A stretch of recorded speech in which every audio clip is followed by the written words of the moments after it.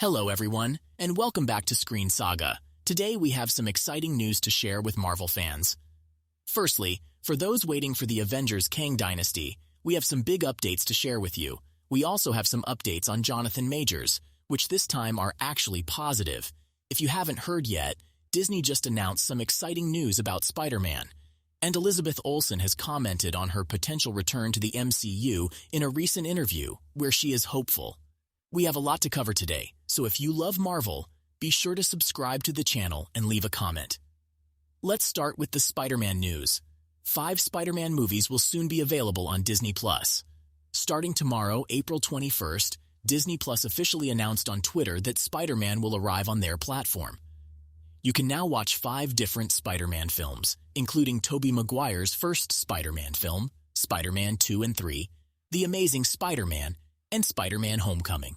Unfortunately, Marvel Studios does not have the streaming rights to the more recent Spider-Man films, including The Amazing Spider-Man 2, Spider-Man, Far From Home, and Spider-Man No Way Home. But in the meantime, fans can enjoy these 5 classic Spider-Man films on Disney+. Now, let's talk about the Kang Dynasty. Given the recent controversies surrounding Jonathan Majors, this is a bit of a touchy subject. If you haven't been keeping up, Jonathan Majors was recently arrested and charged with abusing his girlfriend. However, he and his lawyer immediately released a statement denying the allegations and claiming that he was actually the victim. According to a report from Variety, the Kang Dynasty is set to begin production in the spring of next year and is still set to release on May 2, 2025. This is good news, as there have been many delays and cutbacks recently with Marvel Studios and Disney+. Kevin Feige, president of Marvel Studios, and Bob Iger, CEO of Disney, have recently stated that they will be focusing more on quality over quantity when it comes to Disney Plus shows and movies.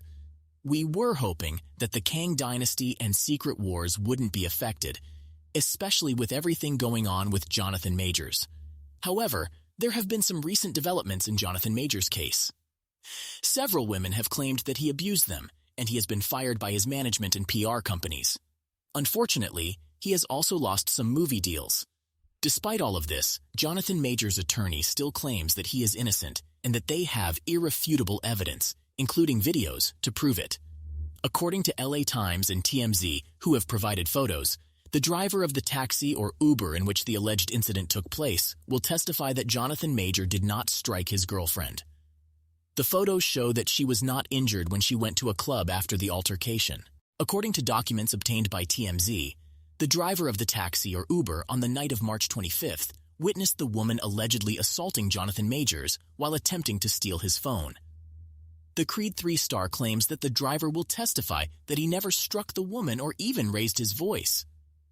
Majors and his attorney also claim that the driver saw the woman hitting, scratching, and attacking Jonathan, and that Jonathan asked the driver to stop the car so he could escape her attack, which he did. The woman allegedly told the police that she suffered a broken finger and a laceration behind her ear during the altercation, but Jonathan Majors' lawyer has provided proof that this is a complete lie. They have hours of security footage showing the woman went clubbing and got drunk after Majors left her in the car. She also texted him accusing him of infidelity and threatening suicide. The security footage also shows the woman freely using her right hand, which she claimed Jonathan broke her finger, to push her hair back, reach into her back, sort through credit cards, handle her phone, hold a menu, and easily hold a glass of champagne. She was seen partying hard, throwing back shots and champagne with friends without any visible signs of injury.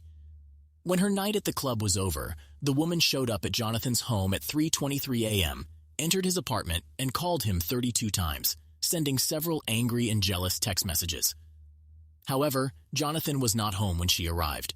Jonathan Majors' lawyer claims that none of the text messages from the woman accused Jonathan of injuring her, nor did she mention any discomfort from alleged injuries.